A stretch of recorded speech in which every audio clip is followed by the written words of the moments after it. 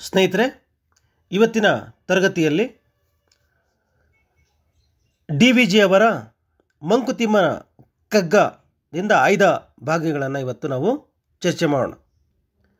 ಮಂಕುತಿಮ್ಮನ ಕಗ್ಗ ಆಯ್ದ ಭಾಗವನ್ನು ನೋಡೋದಕ್ಕಿಂತ ಮುಂಚೆ DVG ಅವರ ಪರಿಚಯವನ್ನು ನಾವು ನೋಡೋದಾದರೆ, DV ಗುಂಡಪ್ಪ ಅಂತೇಳಿ ಕರಿತೀವಿ. ದೇವನಹಳ್ಳಿ ವೆಂಕಟರಮಣಯ್ಯ ಗುಂಡಪ್ಪ ಅಂತೇಳಿ ಇವರ ಪೂರ್ಣ ಹೆಸರು.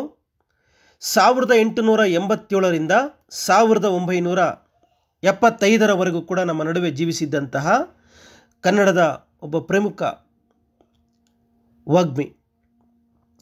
ಮಾರ್ಚ್ 17, 1887ರಲ್ಲಿ ಇವರು ಕೋಲಾರದ ಮುಳಬಾಗಿಲಲ್ಲಿ ಜನಿಸ್ತಾರೆ. ಇವರ ಕಾವ್ಯನಾಮ ನಾವು DVG ಅಂತೇಳಿ ನೋಡ್ತೀವಿ. ಇವರ ಹೆಂಡತಿಯ ಹೆಸರು ಭಾಗೀರಥಮ್ಮ. ಇವರ ಮಗ BGL ಸ್ವಾಮಿ ಅಂತೇಳಿ ಕರಿತೀವಿ. ಅಪ್ಪನ ಹಾಗೆ ಮಗ ಕೂಡ ಕೇಂದ್ರ ಸಾಹಿತ್ಯ ಅಕಾಡೆಮಿ ಪುರಸ್ಕೃತರು.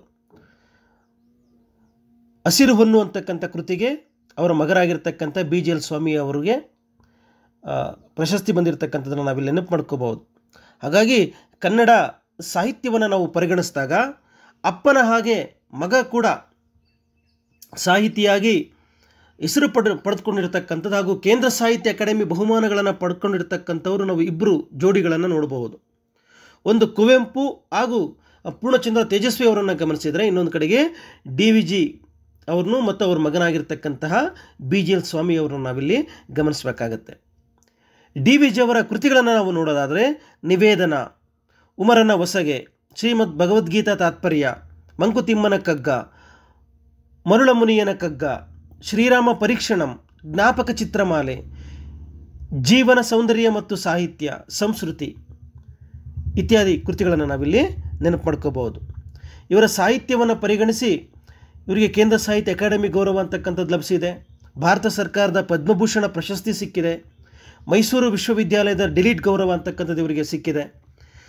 ಅಷ್ಟೇ ಅಲ್ಲದೆ 1932ರಲ್ಲಿ ನಡೆದಂತಹ 18ನೇ ಅಖಿಲ ಭಾರತ ಕನ್ನಡ ಸಾಹಿತ್ಯ ಸಮ್ಮೇಳನದ ಅಧ್ಯಕ್ಷತೆಯನ್ನು ಇವರು ಮಡಿಕೇರಿಯಲ್ಲಿ ವಹಿಸಿರ್ತಕ್ಕಂಥದ್ದನ್ನು ನಾವಿಲ್ಲಿ ನೆನಪು ಮಾಡ್ಕೋಬಹುದು. ಈ ಮಂಕುತಿಮ್ಮನ ಕಗ್ಗದ ಈ ಆಯ್ದ ಭಾಗವನ್ನು ನಾವು ಪರಿಗಣಿಸೋದಾದರೆ, ಮೊದಲನೇ ಕಗ್ಗ, ಈ 4 ಸಾಲಿನ ಈ ಕಗ್ಗವನ್ನು ನಾವು ಗಮನಿಸೋದಾದರೆ,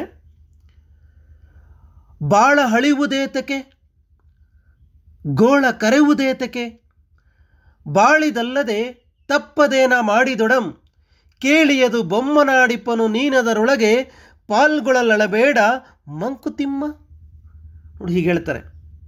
ಬಾಳ ಅಳಿವುದೇತಕ್ಕೆ, ಗೋಳ ಕರೆವುದೇತಕ್ಕೆ, ಬಾಳಿದಲ್ಲದೆ ತಪ್ಪದೇನ ಮಾಡಿದೊಡಂ, ಕೇಳಿಯದು ಬೊಮ್ಮನಾಡಿಪನು ನೀನದರೊಳಗೆ ಪಾಲ್ಗೊಳ್ಳಲಬೇಡ ಮಂಕುತಿಮ್ಮ. ಬಾಳನ್ನು ನೀನು ಯಾಕಪ್ಪ ದ್ವೇಷಿಸ್ತೀಯ? ಈ ಬದುಕನ್ನು, ಈ ಜೀವನವನ್ನು ಯಾಕೆ ನೀನು ಗೋಳಾಡ್ತೀಯ? ನಾವು ಏನೇ ಮಾಡಿದರೂ ಕೂಡ ಈ ಜೀವನವನ್ನು ನಡೆಸ್ಕೊಂಡು ಹೋಗಲೇಬೇಕು. ಇದನ್ನು ಪರಮಾತ್ಮನು ಆಡಿಸ್ತಕ್ಕಂಥ, ಆ ದೇವ ಆಡಿಸ್ತಕ್ಕಂತಹ ಆಟ. ಇದರಲ್ಲಿ ಯಾವುದೇ ಕಾರಣಕ್ಕೂ ನೀನು ಸೇರೋದಕ್ಕೆ, ಬೆರೆಯೋದಕ್ಕೆ ನೀನು ಹೆದರಬೇಡ, ಅಂಜಬೇಡ, ಅಳಬೇಡ ಅಂತ ಹೇಳ್ತಾರೆ. ಈ ಜೀವನ ಅಂತಕ್ಕಂಥದ್ದು ಸಿಕ್ಕಿದೆ. ಕೆಲವರಿಗೆ ಕೆಲವು ಸಮಸ್ಯೆಗಳಿರ್ತವೆ ಜೀವನದಲ್ಲಿ. ಈ ಸಮಾಜದಲ್ಲಿ ಅಂಗವೈಕಲ್ಯಕ್ಕೆ ಒಳಗಾಗಿರ್ತಕ್ಕಂಥವನು ಕೂಡ ಅವನು ಜೀವನದಲ್ಲಿ ಎಲ್ಲವನ್ನ ಮೆಟ್ಟಿ ಬದುಕ್ತಾನೆ. ಅನೇಕ ಸಮಸ್ಯೆಗಳಿಗೆ ಒಳಗಾಗಿರ್ತಕ್ಕಂಥವ್ರು ಬದುಕನ್ನು ಕಟ್ಕೊಳ್ತಾ ಇದ್ದಾರೆ ಅಂತಂದಾಗ ನೀನು ಯಾವುದಕ್ಕೂ ಕೂಡ ಅಂಜಬಾರದು. ಈ ಸಮಾಜದಲ್ಲಿ ನೀನು ಗಟ್ಟಿಯಾಗಿ ಬೇರಿರಬೇಕು. ಇರೋದರಲ್ಲೇ ಸಂತೋಷವನ್ನು ಕಾಣ್ತಕ್ಕಂತಹ, ಆನಂದವನ್ನು ಪಡಿತಕ್ಕಂತಹ ಗುಣವನ್ನು ಬೆಳೆಸ್ಕೋಬೇಕು. ಅದು ಬಿಟ್ಟು ನಂದು ಹೀಗಿದೆ, ನನ್ನ ಜೀವನ, ನನ್ನ ಕುಟುಂಬ ಹೀಗಿದೆ ಅಂಥೇಳಿ ನೀನು ಅದರಲ್ಲೇ ನೋವು ಪಡೋದಕ್ಕಿಂತ, ಸಂಕಟ ಪಡೋದಕ್ಕಿಂತ ಇರೋದರಲ್ಲೇ ಜೀವನವನ್ನು ನಾವು ಅಚ್ಚುಕಟ್ಟಾಗಿ ಮಾಡಿಕೊಂಡು ಹೇಗೆ ಚೆನ್ನಾಗಿ ಬದುಕಬೇಕು, ಹೇಗೆ ಚೆನ್ನಾಗಿ ಜೀವನವನ್ನು ನಡೆಸಬೇಕು ಅಂತಕ್ಕಂಥ ಜೀವನ ಕಲೆಯನ್ನು ರೂಪಿಸ್ಕೋಬೇಕು ಅಂತಕ್ಕಂಥದ್ದನ್ನು ಲೇಖಕರು ಈ ಭಾಗದಲ್ಲಿ ಹೇಳ್ತಾರೆ. ಅದಕ್ಕಾಗಿ ನೀನು ಪರಿತಪಿಸದೆ, ಅಂಜದೆ ನೀನು ಈ ಜೀವನವನ್ನು ನೀನು ಎದುರಿಸು. ಯಾಕಂದರೆ ಆಡಿಸುವಂಥವನು ಬೊಮ್ಮ ಅಂತಂದರೆ ಬ್ರಹ್ಮನಿದ್ದಾನೆ ಮೇಲೆ, ಅವನು ಆಟ ಆಡಿಸ್ತಾನೆ. ಇಲ್ಲಿ ನಮ್ಮದೇನು ಪಾತ್ರ ಇಲ್ಲ, ಅವನು ಆಟ ಆಡಿಸ್ತಾ ಇದ್ದಾನೆ, ನಾವು ಆಟ ಆಡಬೇಕು. ಆಟಾಡೋದಷ್ಟೇ ನಮ್ಮ ಕೆಲಸ. ಅದು ಬಿಟ್ಟು ನಾವು ಅಂಜುತ್ತಾ ಕೂರಬಾರ್ದು, ಜೀವನದಲ್ಲಿ ಸಂಕಟ ಪಡಬಾರ್ದು ಅಂಥೇಳಿ ಮೊದಲನೇ ಭಾಗದಲ್ಲಿ ಹೇಳ್ತಾರೆ. ಎರಡನೇ ಕಗ್ಗ ಹೀಗಿದೆ: ಸುಂದರವೆಸಗು ಜೀವನವ ಸಾಹಸದಿಂದೆ, ಕುಂದಿಲ್ಲವದಕ್ಕೆ ಸಾಹಸ ಭಂಗದಿಂದೆ, ಮುಂದಕ್ಕದು ಸಾಗುವುದು ಮರಳಿ ಸಾಹಸದಿಂದೆ, ಚಂದ ಧೀರ್ಯೋದ್ಯಮವೇ ಮಂಕುತಿಮ್ಮ. ನೋಡ್ರಿ, ಜೀವನ ಅಂತಕ್ಕಂಥದ್ದು ನಿನ್ನ ಕೈಯಲ್ಲಿದೆ. ನೀನು ಸಾಹಸದಿಂದ ಅದನ್ನು, ಆ ಜೀವನವನ್ನು ಸುಂದರವನ್ನಾಗಿ ಮಾಡ್ಕೊಳ್ತಕ್ಕಂಥದ್ದು ನಿನ್ನ ಕೈಯಲ್ಲೇ ಇರೋದು, ಯಾರ ಕೈಯಲ್ಲಿಲ್ಲ. ನಿನ್ನ ಜೀವನ ನಿನ್ನ ಕೈಯಲ್ಲಿದೆ. ನೀನು ತರಗತಿಗೆ ಬಂದೆ, ತರಗತಿಯಲ್ಲಿ ಕೂತ್ಕೊಂಡೆ, ನಾನು ಪಾಠ ಕೇಳಿದೆ, ಮನೆಗೆ ಹೋದೆ, ಅದನ್ನು ಪುನರ್ಮನನ ಮಾಡಿದೆ, ಪರೀಕ್ಷೆಯಲ್ಲಿ ನಾನು ಚೆನ್ನಾಗಿ ತಿಳ್ಕೊಂಡಿರ್ತಕ್ಕಂಥದ್ದನ್ನು ಬರೆದು ಒಳ್ಳೆ ಅಂಕಗಳನ್ನು ಗಳಿಸಿ ಜೀವನದಲ್ಲಿ ಬದುಕನ್ನು ಕಟ್ಟಿಕೊಂಡೆ. ಇದೆಲ್ಲವೂ ಯಾರ ಕೈಯಲ್ಲಿದೆ ಅಂದರೆ ನಿನ್ನ ಕೈಯಲ್ಲೇ ಇರೋದು. ನೀನು ಅದನ್ನು ಒಳ್ಳೆ ಕೆಲಸಕ್ಕಾದರೂ ನೀನು ಬರ್ಬೋದು, ಅಥವಾ ತರಗತಿಗೆ ನೀನು ಚಕ್ಕರ್ ಹಾಕಿ ಸಿನಿಮಾ ನೋಡ್ಕೊಂಡು ಇನ್ನೆಲ್ಲೋ ಹೊರಗಡೆಗೆ ಸುತ್ತಾಡ್ತಾ ಕಾಲವನ್ನು ಕಳೀತಾ ನಿನ್ನ ಕೈಯಾರ ನೀನೇ ನಿನ್ನ ಬದುಕನ್ನು ಕೂಡ ಹಾಳು ಮಾಡ್ಕೋಬೋದು. ಅದಕ್ಕೆ ಹೇಳ್ತಾ ಇದ್ದಾರೆ ಲೇಖಕರು. ಏನಂತ ಹೇಳ್ತಾ ಇದ್ದಾರೆ ಅಂತಂದರೆ, ನೀನು ನಿನ್ನ ಜೀವನವನ್ನು ಸಾಹಸದಿಂದ ಸುಂದರವನ್ನಾಗಿ ಮಾಡ್ಕೋ. ನೀನು ಸುಮ್ಮನೆ ನನ್ನ ಜೀವನ ನನಗೆ ಎಲ್ಲ ಬೇಕು ಅಂತಂದರೆ ಆಗಲ್ಲ. ಅದಕ್ಕೆ ನೀನು ಪ್ರಯತ್ನ ಇರಬೇಕು. ನಿನ್ನ ಪ್ರಯತ್ನ ಪಟ್ಟಾಗ ಮಾತ್ರ ನಿನ್ನ ಜೀವನ ಅಂತಕ್ಕಂಥದ್ದು ಸುಂದರವನ್ನಾಗಿ ಮಾಡ್ಕೊಳ್ಳೋದಕ್ಕೆ ಸಾಧ್ಯ ಇದೆ. ಅಕಸ್ಮಾತ್ ಆ ನಿನ್ನ ಜೀವನಕ್ಕೇನಾದರೂ ತೊಂದರೆ ಆಯಿತು, ಹೋಗ್ತಾ ಇರೋದಕ್ಕೇನಾದರೂ ಅಡ್ಡ ಬಂತು ಅಂತಂದರೆ ಅಲ್ಲಿ ನಿನಗೆ ಸ್ವಲ್ಪ ಏಳು ಬೀಳುಗಳಿರ್ತವೆ. ಅಲ್ಲೊಂದು ಸ್ವಲ್ಪ ನೀನು ನಿನ್ನ ಸಾಹಸಕ್ಕೆ ಭಂಗ ಆಯಿತು. ನಾನು ಹೋಗ್ತಾ ಇದ್ನಪ್ಪ ಎಲ್ಲೋ ಒಂದು ಕಡೆಗೆ, ಕೆಲವರು PUCಯಲ್ಲಿ ಓದ್ತಾ ಇರಬೇಕಾದ್ರೆ ಎಲ್ಲೋ ಒಂದು ಸಬ್ಜೆಕ್ಟು ಕಡಿಮೆ ಆಯಿತು, ಫೇಲ್ ಆದ್ವಿ, ಅಥವಾ 98 ಅಂಕಗಳು ಬರಬೇಕು, 98% ಬರಬೇಕು ಅಂತ ಯೋಚನೆ ಮಾಡ್ತಿರ್ತಾರೆ, 95% ಬಂದಿರುತ್ತೆ. ಕೆಲವರು ಈ ಮಕ್ಕಳು ಇಷ್ಟಕ್ಕೆ ಆತ್ಮಹತ್ಯೆ ಮಾಡ್ಕೊಳ್ತಕ್ಕಂಥದ್ದನ್ನು ನಾವು ನೋಡ್ತೀವಿ ಇವತ್ತಿನ ಕಾಲದಲ್ಲಿ. ನೋಡಿರಿ, ಒಂದು ಕಾಲದಲ್ಲಿ ಜಸ್ಟ್ ಪಾಸ್ ಆಗ್ತಕ್ಕಂಥದ್ದೇ ದೊಡ್ಡ ಸಾಧನೆ, ಪ್ರಣೇಶ್ ಅವರು ಹೇಳೋ ಹಾಗೆ. ಆದರೆ ಇವತ್ತು 98-99% ತೆಗೆದಿರ್ತಕ್ಕಂಥ ಮಕ್ಕಳಲ್ಲಿ ಕೂಡ ಇವತ್ತು ಖಿನ್ನತೆ ಕಾಡ್ತಾ ಇದೆ. ನೋಡಿ, ಅದಕ್ಕೆ ಹೇಳ್ತಾರೆ ಅವರು, ನೀವು ಜೀವನದಲ್ಲಿ ಹೋಗ್ತಾ ಇರ್ತೀರಾ, ಲೈಫಲ್ಲಿ ಒಂದು ಕಡೆ ಎಲ್ಲೋ ನಮಗೆ ಹೊಡೆತ ಉಂಟಾಯಿತು, ಜೀವನ ಭಾಳ ಚೆನ್ನಾಗಿತ್ತು, ಎಲ್ಲೋ ಒಂದು ಕಡೆ ಆರ್ಥಿಕ ಸಮಸ್ಯೆ ಉಂಟಾಯಿತು ಅಂತೇಳಿ ಅಲ್ಲಿಗೆ ಜೀವನ ಅಂತ್ಯ ಮಾಡ್ಕೊಳ್ಳೋದಲ್ಲ. ನಾವು ಮುಂದಕ್ಕೆ ಸಾಗಬೇಕು, ಮತ್ತೆ ಪ್ರಯತ್ನ ಪಡಬೇಕು. ನಾವು ಯಾವುದೋ IAS KAS ಎಕ್ಸಾಮ್ ಬರಿತೀವಿ, ಒಂದು ಸರಿ ನಾವು ವಿಫಲ ಆಗ್ಬೋದು, ವಿಫಲ ಆದ್ವಿ ಅಂದ ಕೂಡಲೇ ನಾವು ಅಲ್ಲಿಗೆ ನಿಲ್ಲಿಸಬಾರ್ದು, ಮರಳಿ ಪ್ರಯತ್ನವನ್ನು ಮಾಡಬೇಕು. ಆಗ ನಾವು ನಮ್ಮ ಗುರಿಯನ್ನು ಸೇರೋದಕ್ಕೆ ಸಾಧ್ಯ ಆಗುತ್ತೆ. ಅದಕ್ಕೆ ಅವ್ರು ಹೇಳ್ತಾರೆ, ಜೀವನವನ್ನು ಪುನಃ ನೀನು ಸಾಹಸದಿಂದ ಅದನ್ನು ಮುಂದಕ್ಕೆ ಕರ್ಕೊಂಡು ಹೋಗಬೇಕೇ ಹೊರತು ಅಲ್ಲಿಗೆ ನೀನು ಅಂತ್ಯ ಮಾಡಬಾರದು. ಈ ಧೀರತನದಿಂದ ಕೂಡಿರ್ತಕ್ಕಂಥ ಉದ್ಯೋಗವೇ ಈ ಬಾಳಲ್ಲಿ ಒಂದು ರೀತಿಯ ಸೊಗಸು ಅಂತೇಳಿ ಹೇಳ್ತಾರೆ. ಈ ಜೀವನ ಅಂತಕ್ಕಂಥದ್ದು ಸೊಗಸು. ನೋಡ್ರಿ, ಅಂಬೇಡ್ಕರು ಜೀವನದಲ್ಲಿ ಎಷ್ಟೋ ಕಷ್ಟಗಳು ಬರ್ತವೆ, ಅವರು ಅವತ್ತೇ ಆ ಕಷ್ಟಗಳಿಗೆ ಎದುರಿ ನಿಲ್ಲಿಸ್ಬಿಟ್ಟಿದ್ರೆ ಇವತ್ತು ಅವರು ಈ ದೇಶದ ಮೊದಲ ಕಾನೂನು ಸಚಿವರಾಗಿ, ಸಂವಿಧಾನದ ಶಿಲ್ಪಿಯಾಗಿ ನಾವು ನೋಡೋದಕ್ಕೆ ಸಾಧ್ಯನೇ ಇರ್ತಿರಲಿಲ್ಲ. ಅವರು ಅವೆಲ್ಲ ಜೀವನಗಳನ್ನು ಮೆಟ್ಟಿದ್ರು. ಥಾಮಸ್ ಆಲ್ವಾ ಎಡಿಸನ್ ಆಗಿರ್ಬೋದು, ಬಲ್ಬ್ ಒಂದೇ ಸರಿಗೆ ಕಂಡುಹಿಡಲಿಲ್ಲ, ಅನೇಕ ಪ್ರಯತ್ನಗಳು ನಡೆದವು. ಹೀಗೆ ಅನೇಕ ವಿಜ್ಞಾನಿಗಳು, ಅನೇಕ ಸಾಧಕರು ಬದುಕಿನುದ್ದಕ್ಕೂ ಅನೇಕ ಏಳು ಬೀಳುಗಳನ್ನು ಕಂಡಿರ್ತಕ್ಕಂಥವರು. ಇವರು ಯಾವತ್ತೂ ಕೂಡ ಅಲ್ಲಿಗೆ ನಿಲ್ಲಿಸಲಿಲ್ಲ.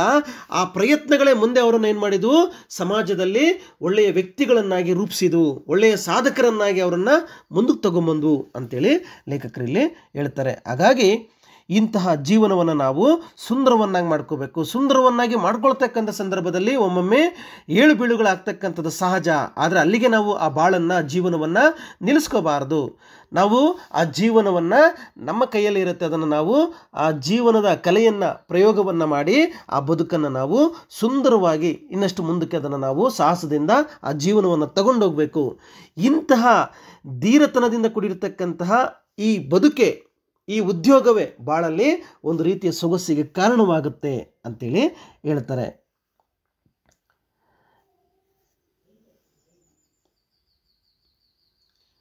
ಮೂರನೇ ಕಗ್ಗ ಹೀಗೆ ಹೇಳ್ತಾರೆ: ವ್ಯರ್ಥವಿ ಜೀವನದ ಬಡಿದಾಟವೆನ್ನದಿರು, ಅರ್ಥಬಹುದದು ನಿನಗೆ ಪೂರ್ಣ ದರ್ಶನದಿಂ, ನರ್ತಿಪನು ಜಡಜೀವ ರೂಪಂಗಳಲ್ಲಿ ಬೊಮ್ಮ, ಪೂರ್ತಿ ಇದ ನರಿಯ ಸೊಗ ಮಂಕುತಿಮ್ಮ.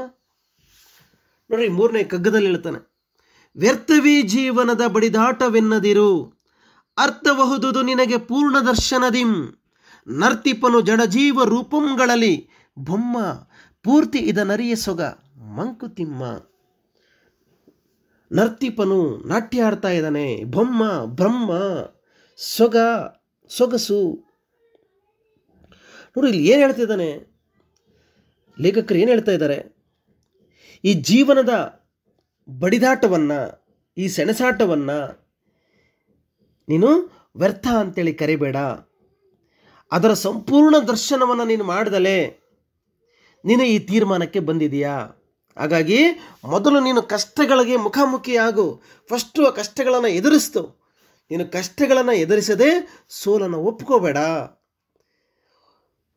ನೀನು ಎದುರಿಸ್ದಲೇ ಈ ಜೀವನ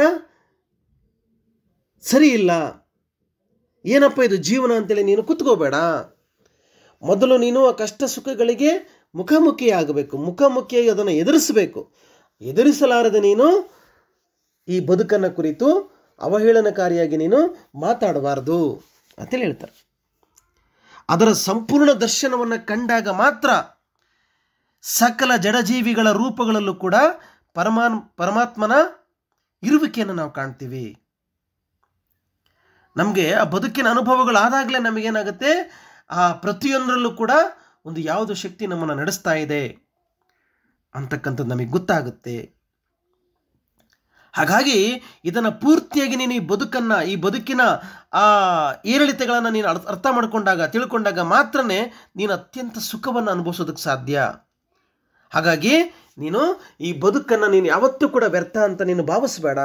ಇಷ್ಟಕ್ಕೆ ನಂದು ಮುಗೀತು ಬದುಕು ಅಂತ ನೀನು ಅನ್ಕೋಬೇಡ. ಮೊದಲು ನೀನು ಆ ಬದುಕಿನ ಕಡೆಗೆ ನೀನು ಮುಖಾಮುಖಿಯಾಗಿ ಆ ಬದುಕನ್ನು ನೀನು ಅನುಭವಿಸು.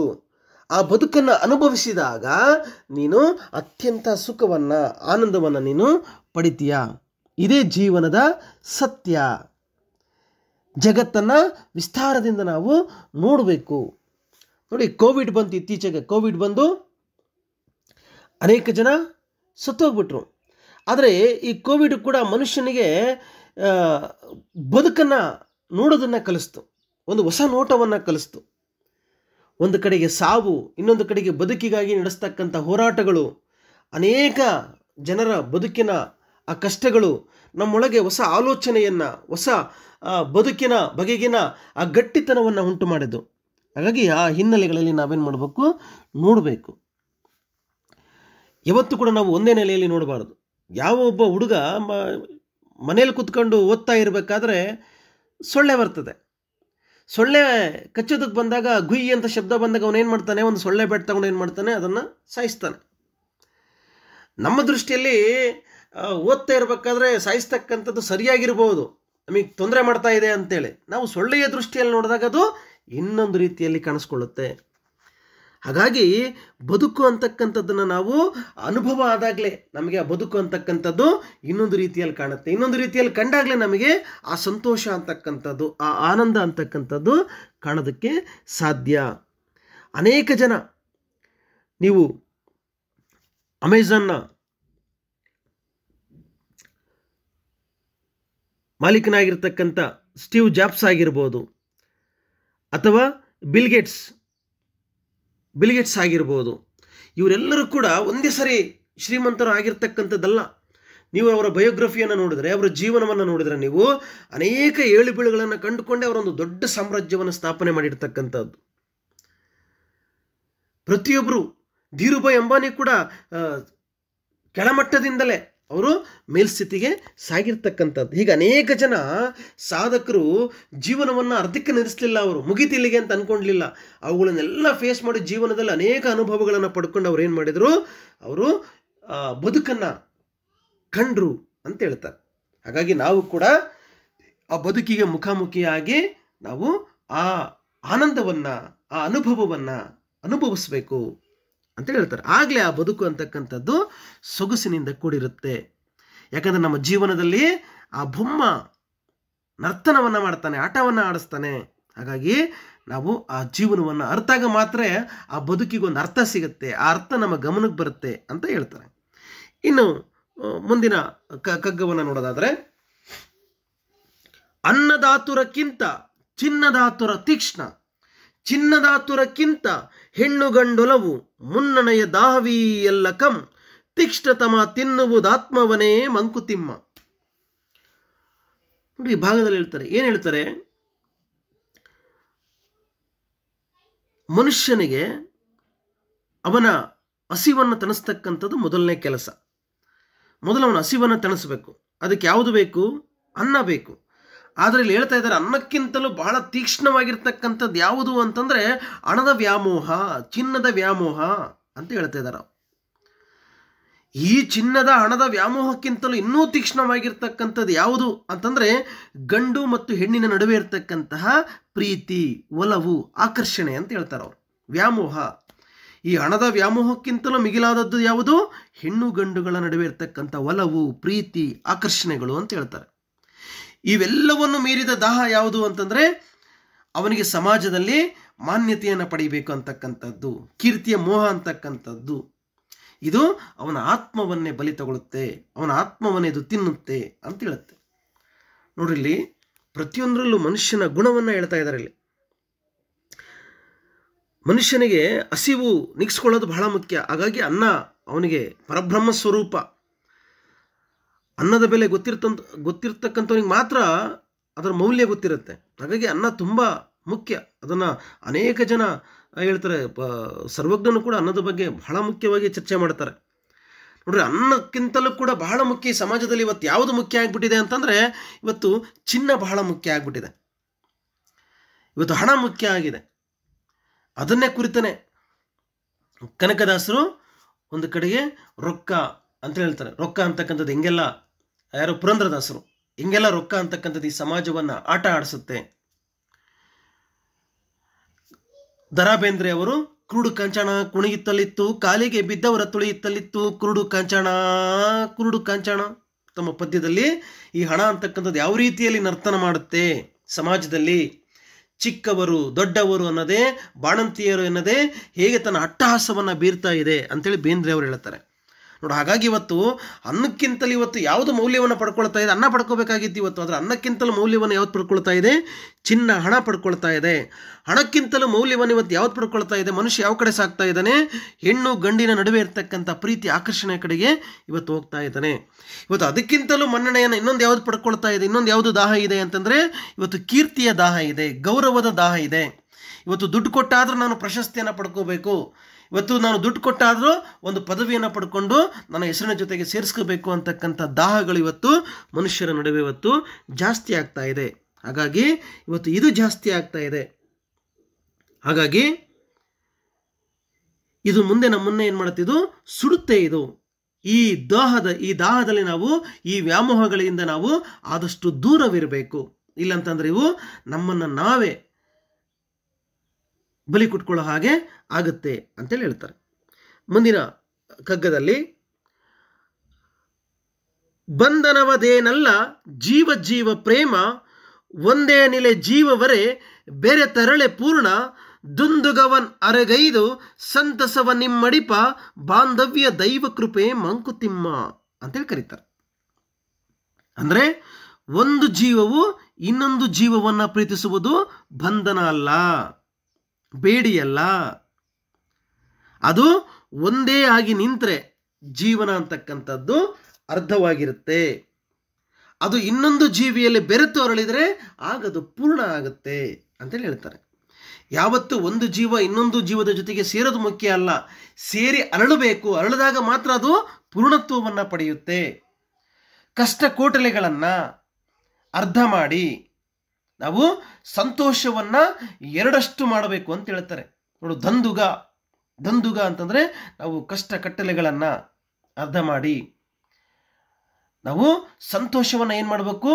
ಇಮ್ಮಡಿಪ ಅಂತ ಹೇಳ್ತಾರೆ. ಅಂದರೆ 2 ಪಟ್ಟು ಜಾಸ್ತಿ ಮಾಡ್ಕೋಬೇಕು. ನಾವು ಕಷ್ಟ ಸುಖಗಳನ್ನೆಲ್ಲ ಸರಿಸಿ ನಾವು ಬದುಕಲ್ಲಿ ಸಂತೋಷವನ್ನು ಜಾಸ್ತಿ ಮಾಡಿಕೊಂಡಾಗ ಮಾತ್ರ ಏನಾಗುತ್ತೆ, ಆ ಬಾಂಧವ್ಯದಲ್ಲಿ ನಾವು ಆ ಪರಮಾತ್ಮನ ದೈವದ ಕೃಪೆಯನ್ನು ನಾವು ಪಡ್ಕೊಳ್ಳೋದಕ್ಕೆ ಸಾಧ್ಯ ಆಗುತ್ತೆ. ಹಾಗಾಗಿ ಯಾವತ್ತೂ ಕೂಡ ಒಬ್ಬರು ಇನ್ನೊಬ್ಬರ ಜೊತೆ ಬೆರೆಯುವುದು ಮುಖ್ಯವಲ್ಲ, ಬೆರೆಯುವುದರ ಮೂಲಕ ಅಲ್ಲಿ ಏನಾಗಬೇಕು ಅಂತಂದರೆ ಅಲ್ಲಿ ಅರಳಬೇಕು ಅಂತ ಹೇಳ್ತಾರೆ. ಇವತ್ತು ನಮ್ಮಲ್ಲಿ ದ್ವೇಷ, ಅಸೂಯೆ ಇವತ್ತು ನಮ್ಮಲ್ಲಿ ಜಾಸ್ತಿ ಆಗ್ತಾ ಇದೆ. ನಮ್ಮ ನಡುವೆ ಪ್ರೀತಿ ಅಂತಕ್ಕಂಥದ್ದು ಅರಳಬೇಕು, ಬಾಂಧವ್ಯ ಅಂತಕ್ಕಂಥದ್ದು ಅರಳಬೇಕು. ನೆರೆಹೊರೆಯವರ ಜೊತೆಗೆ, ಕುಟುಂಬದವರ ಜೊತೆಗೆ ನಮ್ಮ ಪ್ರೀತಿ, ಆ ಮೌಲ್ಯಗಳು, ಆ ಸಂಬಂಧಗಳು ಅಲ್ಲಿ ಭಾವನೆಗಳು ಅರಳಬೇಕೇ ಹೊರತು ಅಲ್ಲಿ ಮುದುಡಬಾರದು. ಆಗ ಮಾತ್ರ ಬದುಕು ಅಂತಕ್ಕಂಥದ್ದು ದೈವ ಕೃಪೆಗೆ ಪಾತ್ರವಾಗುತ್ತೆ.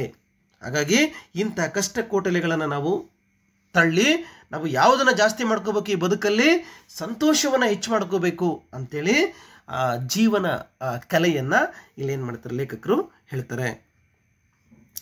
ಇನ್ನೊಂದು ಕಗ್ಗದಲ್ಲಿ ಹೀಗೆ ಹೇಳ್ತಾರೆ, ನಾಸಿಕದ ಮಾಟದಿಂದ ಕ್ಲಿಯೋಪ್ಯಾಟ್ರಾಳಿಗೆ ದಾಸರಾದರು ಶೂರ ಸೀಸರ್ ಆಂಟನಿಗಳ್, ದೇಶ ಚರಿತೆಗಮವರ ಜಸಕ ಮಂಕುಶವಾಯಿತು ನಾಸಾಪುಟದ ರೇಖೆ ಮಂಕುತಿಮ್ಮ. ಎಷ್ಟು ಚೆನ್ನಾಗಿ ಹೇಳ್ತಾರೆ. ನಾಸಿಕದ ಮಾಟದಿಂದ ಕ್ಲಿಯೋಪ್ಯಾಟ್ರಾಳಿಗೆ ದಾಸರಾದರು ಶೂರ ಸೀಸರ್ ಆಂಟನಿಗಳ್, ದೇಶ ಚರಿತೆಗಮವರ ಜಸಕ ಮಂಕುಶವಾಯಿತು ನಾಸಾಪುಟದ ರೇಖೆ ಮಂಕುತಿಮ್ಮ. ನೋಡಿ, ಈ ಭಾಗದಲ್ಲಿ ಹೇಳ್ತಾರೆ, ಏನಂತ ಹೇಳ್ತಾರೆ, ಕ್ಲಿಯೋಪಾತ್ರಳ ಮೂಗಿನ ವ್ಯಾಮೋಹಕ್ಕೆ, ಆ ಮೂಗಿನ ಸೌಂದರ್ಯಕ್ಕೆ, ಆ ಮೂಗಿನ ವಿನ್ಯಾಸಕ್ಕೆ ಶೂರರು ಧೀರರಾಗಿರ್ತಕ್ಕಂತಹ ಆಂಟನಿ ಮತ್ತು ಸೀಸರ್ ಅಂತಕ್ಕಂತಹ ಶೂರರು ಅಡಿಯಾಳುಗಳಾಗಿದ್ದರು. ಅಡಿಯಾಳುಗಳಾಗುವ ಮೂಲಕ ಅದರ ಪರಿಣಾಮದಿಂದಾಗಿ ಅವರು ದೇಶದ ಇತಿಹಾಸಕ್ಕೆ ಮತ್ತು ಅವರ ಕೀರ್ತಿಗೆ ಅವರು ಧಕ್ಕೆಯನ್ನು ತಂದುಕೊಂಡರು. ಹಾಗಾಗಿ ಪುರುಷ ಪ್ರಗತಿಗೆ ಕುಂಠಿತವಾಗುವಂತಹ ಕಾರ್ಯಗಳು ಈ ರೀತಿಯಾಗಿ ಸಮಾಜದಲ್ಲಿ ನಡೀತಾ ಇರ್ತವೆ. ಹಾಗಾಗಿ ಎಚ್ಚರದಿಂದ ನಾವು ಕೂಡಿರಬೇಕು. ಈಜಿಪ್ಟಿನ ರಾಣಿ ಯಾರು? ಕ್ಲಿಯೋಪಾತ್ರ ಅಂತ ಕರಿತೀವಿ ನಾವು. ಇವಳು ತಂದೆಯ ಜೊತೆಗೆ ಆಡಳಿತವನ್ನು ನಡೆಸ್ತಾ ಮುಂದೆ ಸಹೋದರನನ್ನೇ ಮದುವೆಯಾಗಿ ಅಲ್ಲಿ ರಾಣಿ ಆಗ್ತಾಳೆ, ಈಜಿಪ್ಟಿನ ರಾಣಿ ಆಗ್ತಾಳೆ. ಆದರೆ ಇವಳು ಮುಂದೆ ಗ್ರೀಕ್ನ ಅರಸನಾಗಿರ್ತಕ್ಕಂತಹ ಜೂಲಿಯಸ್ ಸೀಸರ್ನನ್ನ ಇವಳು ತನ್ನ ವಶ ಮಾಡಿಕೊಂಡು ಅವನನ್ನು ಮದುವೆ ಆಗ್ತಾಳೆ. ಮದುವೆಯಾಗಿ ಇವಳು ಈಜಿಪ್ಟ್ ಮತ್ತು ಗ್ರೀಕನ್ನು ಆಳೋದಕ್ಕೆ ಹೊರಡ್ತಾಳೆ. ಆದರೆ ಮುಂದೆ ಸೀಸರ್ನ ಕೊಲೆಯಾದಾಗ ಆ ಕೊಲೆಯ ವಿಚಾರಣೆಗಾಗಿ ಈಜಿಪ್ಟಿಗೆ ಬರ್ತಾನೆ ಕ್ಲಿಯೋಪಾತ್ರಳನ್ನು ಭೇಟಿಯಾಗೋದಕ್ಕೋಸ್ಕರ. ಯಾರು? ಆಂಟನಿ. ಆದರೆ ಆಂಟನಿಯು ಕೂಡ ಇವಳ ಮೋಹಕ್ಕೆ, ಇವಳ ಸೌಂದರ್ಯಕ್ಕೆ ವಶವಾಗ್ತಾನೆ. ಹಾಗಾಗಿ ಸಮಾಜದಲ್ಲಿ ಅನೇಕ ಘಟನೆಗಳನ್ನು ನೋಡಿದಾಗ ಹೆಣ್ಣಿನ ಮೋಹ ಸೌಂದರ್ಯಕ್ಕೆ ಅನೇಕ ಏಳುಬೀಳುಗಳಾಗಿರ್ತಕ್ಕಂಥದ್ದನ್ನು ನಾವು ನೋಡಬಹುದು. ನಾವು ಪುರಾಣದಲ್ಲಿ, ರಾಮಾಯಣದಲ್ಲಿ ನಾವು ಹೇಗೆ ಒಬ್ಬ ಶ್ರೇಷ್ಠ ರಾವಣ ಸೀತೆಯನ್ನು ಇಷ್ಟಪಡುವ ಕಾರಣಕ್ಕಾಗಿ ಹೇಗೆ ಅವನು ನಾಶ ಆದ, ಹೇಗೆ ದುಶ್ಯಾಸನನ ನಾಶ ಆಯಿತು ಅಂತಕ್ಕಂಥದ್ದು ಕೂಡ ನಾವಿಲ್ಲಿ ನೆನಪು ಮಾಡ್ಕೋಬಹುದು. ಹಾಗಾಗಿ ಕ್ಲಿಯೋಪಾತ್ರಳು ಕೂಡ ಅವಳ ಸೌಂದರ್ಯಕ್ಕಾಗಿ ಹೆಸರಾದವಳು. ಹಾಗಾಗಿ ಅವಳ ಸೌಂದರ್ಯಕ್ಕೆ ಮಾರು ಹೋಗಿರ್ತಕ್ಕಂತಹ ಗ್ರೀಕ್ನ ಅರಸನಾಗಿರ್ತಕ್ಕಂತಹ ಜೂಲಿಯಸ್ ಸೀಸರ್ ಆಗಿರ್ಬೋದು, ಆಂಟನಿ ಆಗಿರ್ಬೋದು, ಮಂತ್ರಿ, ಇವರು ಹೇಗೆ ಅವಳ ಅಡಿಯಾಳಾಗಿ ತಮ್ಮ ದೇಶದ ಇತಿಹಾಸಕ್ಕೆ, ಅವರ ಕೀರ್ತಿಗೆ ಧಕ್ಕೆಯನ್ನು ತಂದುಕೊಟ್ರು. ಹೀಗಾಗಿ ಪುರುಷರ ಪ್ರಗತಿಯಲ್ಲಿ ಈ ರೀತಿ ಅವರ ಹಿನ್ನಡೆಗೆ ಕಾರಣವಾಗೋದಕ್ಕೆ ಅನೇಕ ಅಂಶಗಳು ಬರ್ತವೆ ಜೀವನದಲ್ಲಿ. ಹಾಗಾಗಿ ಅವರು ಈ ಸಂದರ್ಭಗಳಲ್ಲಿ ಹೆಣ್ಣಿನ ವಿಚಾರದಲ್ಲಿ ಆದಷ್ಟು ಜಾಗರೂಕರಾಗಿರಬೇಕು. ನೀವು ಪದವಿ ಹಂತದಲ್ಲಿ ಅಥವಾ ನೀವು PUC ಹಂತದಲ್ಲಿ ಓದ್ತಾ ಇರತಕ್ಕಂಥ ಸಂದರ್ಭದಲ್ಲಿ ನೀವು ಈ ರೀತಿ ಆಕರ್ಷಣೆಗೆ ಒಳಗಾಗಿದ್ದೇ ಆದಲ್ಲಿ ನೀವು ನಿಮ್ಮ ಗುರಿಯಿಂದ ಹಿಮ್ಮುಖರಾಗ್ತೀರಾ. ಜೀವನದಲ್ಲಿ ಒಂದು ದಿನ ದಾಂಪತ್ಯ ಅಂತಕ್ಕಂಥದ್ದು ಪ್ರತಿಯೊಬ್ಬರ ಜೀವನದಲ್ಲೂ ಕೂಡ ಬರುತ್ತೆ. ಹಾಗಾಗಿ ಓದುವ ಹಂತದಲ್ಲಿ ಓದಿನ ಕಡೆಗೆ ನಮಗೆ ಗಮನ ಇರಬೇಕು. ಜೀವನದಲ್ಲಿ ನಾನು ಏನಾಗಬೇಕು ಅಂತಕ್ಕಂಥದ್ದನ್ನು ನೀವಲ್ಲಿ ಅಬ್ದುಲ್ ಕಲಾಂ ಹೇಳೋ ಹಾಗೆ ಕನಸನ್ನು ಕಾಣಬೇಕು. ಆ ಕನಸನ್ನು ಮುಟ್ಟುವುದರ ಕಡೆಗೆ ನೀವು ನಿಮ್ಮ ಗುರಿಯನ್ನು ಕೇಂದ್ರೀಕರಿಸಬೇಕು. ಆಗ ನೀವು ಆ ಗುರಿಯನ್ನು ಮುಟ್ಟೋದಕ್ಕೆ ಸಾಧ್ಯ ಆಗುತ್ತೆ. ಇಲ್ಲಾಂದರೆ ಈಗ ಅನೇಕ ಒತ್ತಡಗಳು, ಅನೇಕ ಆಕರ್ಷಣೆಗಳು ನಮ್ಮ ನಡುವೆ ಬರ್ತಾ ಇರ್ತವೆ ಜೀವನದಲ್ಲಿ. ಅವುಗಳಿಗೆ ಒಳಗಾಗಿದ್ದೇ ಆದರೆ ಹೀಗೆ ಕ್ಲಿಯೋಪಾತ್ರಳ ಸೌಂದರ್ಯಕ್ಕೆ ಮರಳಾಗಿ ತಮ್ಮ ಬದುಕನ್ನು ಕಳೆದುಕೊಂಡಂತಹ ಆಂಟನಿ ಮತ್ತು ಸೀಸರ್ನಂತಾಗುತ್ತದೆ ಅಂತೇಳಿ DVG ಅವರು ಹೇಳ್ತಾರೆ. ಒಂದು ವೇಳೆ ಸೀಸರ್ ಏನಾದರೂ ಕ್ಲಿಯೋಪಾತ್ರಳ ಆಕರ್ಷಣೆಗೆ ಒಳಗಾಗದೇ ಇದ್ದಿದ್ರೆ ಗ್ರೀಕ್ನಲ್ಲಿ ಅನೇಕ ಮನಸ್ಸುಗಳಿಗೆ ಅವನು ಅರಸನಾಗ್ತಾ ಇದ್ದ. ಒಬ್ಬ ಶ್ರೇಷ್ಠ ರಾಜನಾಗಿ ಅವನು ಗ್ರೀಕ್ನ ಜನರ ಮನಸ್ಸಲ್ಲಿ ಉಳ್ಕೊಳ್ತಾ ಇದ್ದ. ಆದರೆ ಅವನು ಮಾಡಿದ ಕಾರಣದಿಂದಾಗಿ ಅವನು ಏನಾದ, ಅವನು ಮಧ್ಯದಲ್ಲೇ ಕೆಲವು ಪಿತೂರಿಗಾರರ ಸಂಚಿಗೆ ಒಳಗಾಗಿ ಸಾಯ್ತಕ್ಕಂಥ ಸಂದರ್ಭ ಉಂಟಾಗುತ್ತೆ. ಇನ್ನು ಕೊನೆಯ ಇನ್ನೊಂದು ಕಗ್ಗವನ್ನು ನಾವು ನೋಡೋದಾದರೆ, ಬದುಕು ಜಟಕಾ ಬಂಡಿ ವಿಧಿಯದರ ಸಾಯೇಬ, ಕುದುರೆ ನೀನ್ ಅವನು ಪೇಳ್ದಂತೆ ಪಯಣಿಗರು, ಮದುವೆಗೋ ಮಸಣಕೋ ಹೋಗೆಂದ ಕಡೆಗೋಡು, ಪದ ಕುಸಿಯೇ ನಿಲವಿಹುದು ಮಂಕುತಿಮ್ಮ. ಬದುಕು ಜಟಕಾ ಬಂಡಿ ವಿಧಿಯದರ ಸಾಯೇಬ, ಕುದುರೆ ನೀನ್ ಅವನು ಪೇಳ್ದಂತೆ ಪಯಣಿಗರು, ಮದುವೆಗೋ ಮಸಣಕೋ ಹೋಗೆಂದು ಕಡೆಗೋಡು, ಪದ ಕುಸಿಯೇ ನೆಲವಿಹುದು ಮಂಕುತಿಮ್ಮ. ಈ ಪದ್ಯ ಮಂಕುತಿಮ್ಮನ ಕಗ್ಗದಲ್ಲಿ ಬಹಳ ಜನಪ್ರಿಯವಾಗಿರ್ತಕ್ಕಂತಹ, ಸುಲಭವಾದ ಭಾಷೆಯಲ್ಲಿ ಇದರಲ್ಲಿ ಜೀವನದ ಸಾರವನ್ನು ಡಿ.ವಿ.ಜಿ ಅವರು ಹಿಡಿದಿಟ್ಟಿದ್ದಾರೆ. ಇತ್ತೀಚೆಗೆ ಈ ಜಟಕಾ ಬಂಡಿಗಳು ಕಣ್ಮರೆ ಆಗ್ತಿರ್ತಕ್ಕಂಥದ್ದನ್ನು ನಾವಿಲ್ಲಿ ಗಮನಿಸಬಹುದು. ಹಿಂದೆ ಜಟಕಾ ಬಂಡಿಗೆ ಕುದುರೆಯನ್ನು ಕಟ್ಟಿ ಅದನ್ನು ಸಾಮಾನ್ಯವಾಗಿ ಮುಸಲ್ಮಾನ ಸಮುದಾಯದವರು ಓಡಿಸ್ತಾ ಇದ್ರು. ಅದಕ್ಕೋಸ್ಕರವೇ ಸಾಹೇಬ ಅಂತಕ್ಕಂತಹ ಪದ ಅಂತಕ್ಕಂಥದ್ದು ಬಂದಿರತಕ್ಕಂಥದ್ದು ನಮ್ಮ ಬಳಕೆಯಲ್ಲಿ. ನಮ್ಮ ಜೀವನ ಅಂತಕ್ಕಂಥದ್ದು ಈ ಒಂದು ಜಟಕಾ ಬಂಡಿಯಂತೆ.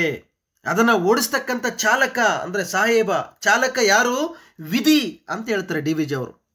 ನೀನು ಆ ಜಟಕಾ ಬಂಡಿಗೆ ಕಟ್ಟಿರ್ತಕ್ಕಂತಹ ಕುದುರೆ ನೀನು. ನೋಡ್ರಿ, ಜಟಕಾ ಬಂಡಿ ನಮ್ಮ ಜೀವನ ಆದರೆ ಅದನ್ನು ಓಡಿಸ್ತಾ ಇರ್ತಕ್ಕಂಥ ಚಾಲಕ ಯಾರು ಅಂತಂದರೆ ವಿಧಿ ಓಡಿಸ್ತಾ ಇದ್ದಾನೆ. ನಾವ್ಯಾರು ಅಂತಂದರೆ ಆ ಜಟಕಾ ಬಂಡಿಗೆ ಕಟ್ಟಿರ್ತಕ್ಕಂಥ ಕುದುರೆಗಳು ನಾವು. ಆದರೆ ಈ ಜಟಕಾ ಬಂಡಿಯ ಓಟ ಮಾತ್ರ ಅದರಲ್ಲಿ ಕುಳಿತಿರುವ ಪ್ರಯಾಣಿಕರು ಬಯಸಿದಂತೆ ನಡೆಯೋದಿಲ್ಲ. ಅದು ವಿಧಿ ಎಲ್ಲಿಗೆ ಕೊಂಡೊಯ್ಯುತ್ತದೆಯೋ ಅಲ್ಲಿಗೆ ಹೋಗಲೇಬೇಕು. ವಿಧಿ ಅದನ್ನು ಮದುವೆಗಾದರೂ ಕರ್ಕೊಂಡು ಹೋಗಬಹುದು, ಅಥವಾ ಸ್ಮಶಾನಕ್ಕಾದರೂ ಕೂಡ ನಮ್ಮನ್ನು ಕರೆದುಕೊಂಡು ಹೋಗಬಹುದು. ಹಾಗಾಗಿ ಒಂದು ಸಂತೋಷಕರವಾದ ಸಮಾರಂಭ ಒಂದು ಕಡೆ ಆದರೆ, ಮತ್ತೊಂದು ಕಡೆ ದುಃಖಕರವಾದ ಸನ್ನಿವೇಶ. ಆದರೆ ನೀನು ಅವನು ಹೇಳಿದ ಕಡೆಗೆ ಹೋಗಲೇಬೇಕು. ಈ ಸಂದರ್ಭದಲ್ಲಿ ನಿನ್ನ ಹೆಜ್ಜೆ ಕುಸಿದು ನೀನು ಬೀಳುವಂತಾದರೆ ಗಟ್ಟಿಯಾದ ನೆಲವಿದೆ, ದೇವರಿದ್ದಾನೆ, ಅವನು ನಿನ್ನನ್ನು ಕಾಪಾಡ್ತಾನೆ, ಹೆದರ್ಕೋಬೇಡ. ನೋಡಿ, ಜೀವನ ಅಂತಕ್ಕಂಥದ್ದು ಒಂದು ಬಂಡಿ ಇದ್ದ ಹಾಗೆ. ಈ ಬಂಡಿಯನ್ನು ನಡೆಸ್ತಕ್ಕಂಥ ಯಾರು ಅಂತಂದರೆ ವಿಧಿ, ಬ್ರಹ್ಮ. ಆ ಜಟಕಾ ಬಂಡಿಗೆ ಕಟ್ಟಿರ್ತಕ್ಕಂಥ ಕುದುರೆ ಯಾರು ಅಂತಂದರೆ ನೀನು. ಹಾಗಾಗಿ ಆ ಜಟಕಾ ಬಂಡಿ, ಆ ಕುದುರೆ ಎಲ್ಲಿಗೆ ಹೋಗ್ಬೇಕು, ಯಾವ ಕಡೆಗೆ ಹೋಗ್ಬೇಕಂತಕ್ಕಂಥದ್ದು ನಿರ್ಧರಿಸ್ತಕ್ಕಂಥದ್ದು ಯಾರು ಅಂತಂದರೆ ಕುತ್ಕೊಂಡು ಓಡಿಸ್ತಾ ಇರ್ತಕ್ಕಂಥ ಸಾಹೇಬ. ಸಾಹೇಬ ಅಂತಂದರೆ ವಿಧಿ, ಆ ದೇವರು. ನಮ್ಮನ್ನು ಯಾವ ದಾರಿ ಕರ್ಕೊಂಡು ಹೋಗ್ಬೇಕಂತ ನಿರ್ಧಾರ ಮಾಡೋಣ ಅವನು. ಹಾಗಾಗಿ ನಮ್ಮನ್ನು ಅವನು ಎಲ್ಲಿಗೆ ಬೇಕಾದ್ರೆ ಕರ್ಕೊಂಡು ಹೋಗ್ಬೋದು. ಒಂದವನು ಮದುವೆಯ ಸಂಭ್ರಮಕ್ಕಾದ್ರೆ ಕರ್ಕೊಂಡು ಹೋಗ್ಬೋದು, ಇಲ್ಲಂತಂದರೆ ಸ್ಮಶಾನಕ್ಕಾದ್ರೆ ಕರ್ಕೊಂಡು ಹೋಗ್ಬೋದು. ಅದು ಯಾರ ಕೈಯಲ್ಲಿದೆ? ವಿಧಿ ಕೈಯಲ್ಲಿದೆ. ಹಾಗಾಗಿ ಎಲ್ಲಿಗೆ ಬೇಕಾದ್ರೂ ಕರ್ಕೊಂಡು ಹೋಗ್ಬೋದು. ಹಾಗಾಗಿ ಒಂದು ವೇಳೆ ನಿನಗೇನಾದರೂ ತೊಂದರೆ ಆಯಿತು, ನಿನ್ನ ಹೋಗ್ತಕ್ಕಂತಹ ಆ ಹೆಜ್ಜೆ ಕುಸಿತಾ ಇದೆ, ನೀನು ಬೀಳ್ತೀಯಾ ಅನ್ನೋದಾದರೆ ಹೆದರ್ಕೋಬೇಡ. ಜೀವನದಲ್ಲಿ ಕಷ್ಟಗಳು ಬರ್ತವೆ, ಆದರೆ ಅದಕ್ಕೆ ಹಂಚ್ಕೋಬೇಡ. ಅಲ್ಲಿ ನಿನಗೆ ಗಟ್ಟಿಯಾಗಿ ನೆಲೆಯೂರೋದಕ್ಕೆ ಅವಕಾಶಗಳನ್ನು ಮಾಡಿಕೊಡ್ತಾನೆ. ಆದರೆ ಅದನ್ನು ನೋಡಬೇಕು, ನೀನು ಅದನ್ನು ಗಮನಿಸ್ಕೋಬೇಕು, ಅವಕಾಶಗಳನ್ನು ನೀನು ಪಡ್ಕೋಬೇಕು. ನಿನ್ನ ಜೊತೆಗೆ ನೀನು ನಂಬಿದಂತಹ ದೈವ ನಿನ್ನ ಜೊತೆಗಿರುತ್ತೆ. ಹಾಗಾಗಿ ನೀನು ಯಾವತ್ತೂ ಕೂಡ ನೀನು ಕುಸಿಬೇಡ. ಕುಸಿಯಲಾರದ ಹಾಗೆ ಅಲ್ಲಿ ನೀನು ಹೆಜ್ಜೆ ಇಡು, ಅಲ್ಲಿ ನೀನು ಬದುಕನ್ನು ಕಟ್ಕೋ. ಹೀಗೆ ಈ ಇಡೀ ಬದುಕನ್ನು, ಈ ಜೀವನವನ್ನು ಒಂದು ಕಲೆಯನ್ನಾಗಿ ನೀನು ಬದಲಾಯಿಸಿಕೊಂಡು ನೀನು ಅದನ್ನು ಕಟ್ಕೋಬೇಕು ಅಂತೇಳಿ ಲೇಖಕರು ಹೇಳ್ತಾರೆ. ಈ ಹಿನ್ನೆಲೆಯಲ್ಲಿಯೇ ಮಂಕುತಿಮ್ಮನ ಕಗ್ಗದಲ್ಲಿ ಜೀವನದ ಕಲೆಯನ್ನು, ಬದುಕನ್ನು ಕುರಿತು ಹೇಗೆ ಡಿ.ವಿ.ಜಿ ಅವರಲ್ಲಿ ತಮ್ಮ ಅಭಿಪ್ರಾಯಗಳನ್ನು ವ್ಯಕ್ತಪಡಿಸಿದ್ದಾರೆ, ನಿಮ್ಮ ಮಾತುಗಳಲ್ಲಿ ತಿಳಿಸಿ ಅಂತ ಹೇಳ್ತಾರೆ. ಹಾಗಾಗಿ ನೀವು ಪ್ರತಿ ಕಗ್ಗವನ್ನು ಕೂಡ ನೀವು ಒಂದಿಷ್ಟು ಟಿಪ್ಪಣಿಗಳನ್ನು ಮಾಡ್ಕೋಬೇಕು. ಯಾವ್ಯಾವ ಕಗ್ಗ ಏನು ಹೇಳುತ್ತೆ, ಒಟ್ಟಾರೆಯಾಗಿ 7 ಆಯ್ದ ಕಗ್ಗಗಳಿಂದ ನಾವು 7 ಅಂಶಗಳನ್ನು ಪಟ್ಟಿ ಮಾಡಿಕೊಂಡು ಆ 7 ಅಂಶಗಳನ್ನು ಇಟ್ಕೊಂಡು ವಿಸ್ತರಿಸ್ಕೋಬೇಕು. ಆಗ ನಮಗೆ ಪರೀಕ್ಷೆಯಲ್ಲಿ ಈಸಿ ಆಗುತ್ತೆ, ಅಥವಾ 2 ಅಂಕದ ಪ್ರಶ್ನೆಗಳನ್ನು ಬರೀಬೇಕಾದ್ರೆ ನಮಗೆ ಈಸಿ ಆಗುತ್ತೆ. ಹಾಗಾಗಿ ನೀವು ಈ 7 ಕಗ್ಗಗಳನ್ನು ಇಟ್ಕೊಂಡು ಅವುಗಳನ್ನು ನೀವು ಒಂದೊಂದೇ ಅಂಶಗಳನ್ನಾಗಿ ಮಾಡಿಕೊಂಡು ನೀವಲ್ಲಿ ಉತ್ತರವನ್ನು ಬರ್ಕೊಳ್ಳಿ. ಅವು ಮುಂದೆ ನಿಮಗೆ ಪರೀಕ್ಷೆಗೆ ಸಹಾಯ ಆಗುತ್ತೆ. ಇದಿಷ್ಟು ಕೂಡ ಮಂಕುತಿಮ್ಮನ ಕಗ್ಗದ ಆಯ್ದ ಭಾಗದ ವಿಶ್ಲೇಷಣೆ. ಮುಂದಿನ ತರಗತಿಯಲ್ಲಿ ಇನ್ನೊಂದು ಪಠ್ಯದೊಂದಿಗೆ ನಾವು ಚರ್ಚೆ ಮಾಡೋಣ. ನಮಸ್ಕಾರ.